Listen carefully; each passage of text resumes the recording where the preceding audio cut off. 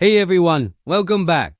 Today we're diving into a real-life Game of Thrones from the Bible, specifically 2 Kings chapters 15 and 16. If you think your family drama is complicated, wait until you hear about the kings of Israel and Judah. It's a whirlwind of short reigns, assassinations, and political chaos.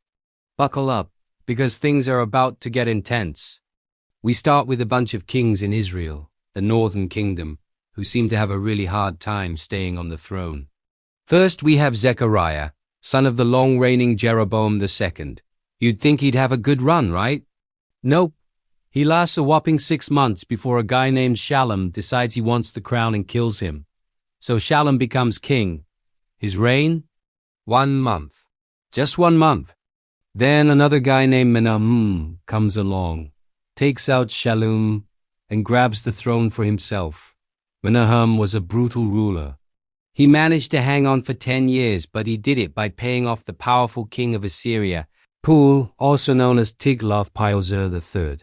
To get the money, Menahem taxed all the wealthy people in Israel. Imagine getting a massive tax bill just to pay off a foreign king so your own king can keep his job. Not exactly a popular move. After Menahem, his son Pekahiah takes over. He lasts for 2 years before one of his own officials, a guy named Pekah, conspires against him and kills him in the royal palace. Are you seeing a pattern here? It's like a revolving door of kings. And the only way to get in is by taking out the guy before you. Pekah then rules for 20 years, but his reign is also filled with trouble, especially from Assyria. Meanwhile, down in the southern kingdom of Judah, things are a little more stable, but not by much.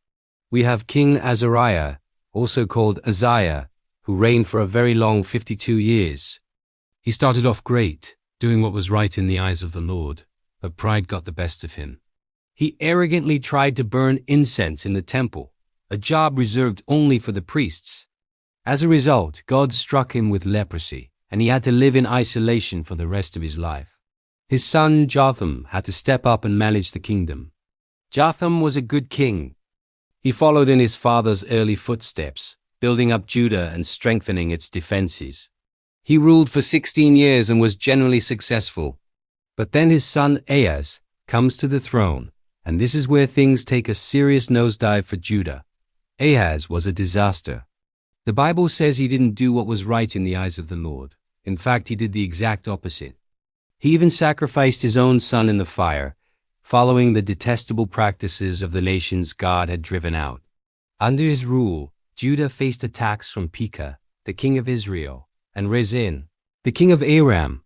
They were trying to force Ahaz into an alliance against the mighty Assyrian Empire. Instead of turning to God for help, Ahaz panics. He takes all the gold and silver from the temple and his own palace and sends it as a gift to the king of Assyria, Tiglath-Pileser.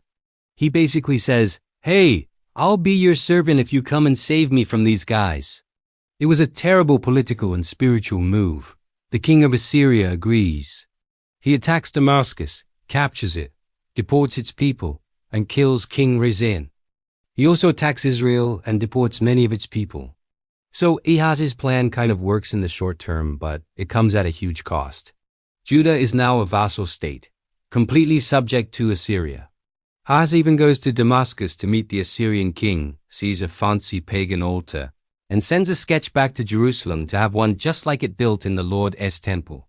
He completely desecrates the temple, replacing God's altar with a pagan one. So what's the big takeaway from all this chaos?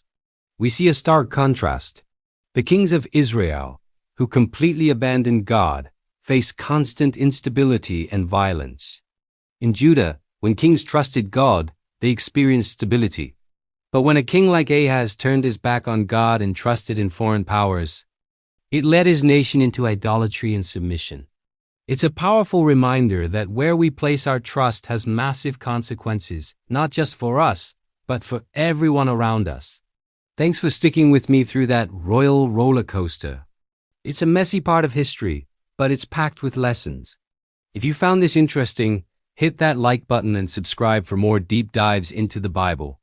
See you next time.